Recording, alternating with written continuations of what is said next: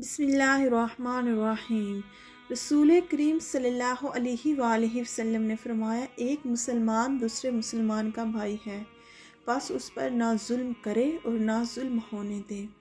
جو شخص اپنے بھائی کی ضرورت پوری کرے، اللہ تبارک و تعالیٰ اس کی ضرورت پوری کرے گا، اور جو شخص کسی مسلمان کی ایک مصیبت کو دور کرے گا، اللہ تبارک و تعالیٰ اس کی قیامت کی مصیبتوں میں سے ایک بڑی مصیبت کو دور فرمائے گا، اور جو شخص کسی مسلمان کے عیب کو چھپائے گا، اللہ تبارک و تعالیٰ اس کے عیب کو چھپائے گا۔ ان رسول اللہ صلی اللہ علیہ وسلم قال المسلم اخو المسلم لا یظلمہ ولا یسلمہ۔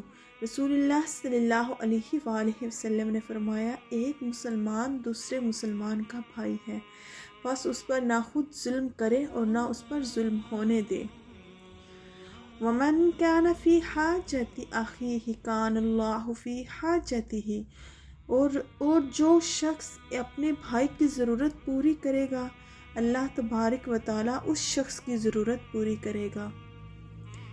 ومن فرج عن مسلم کربۃ فرج اللہ عنہ کربۃ من کربات یوم القیامۃ۔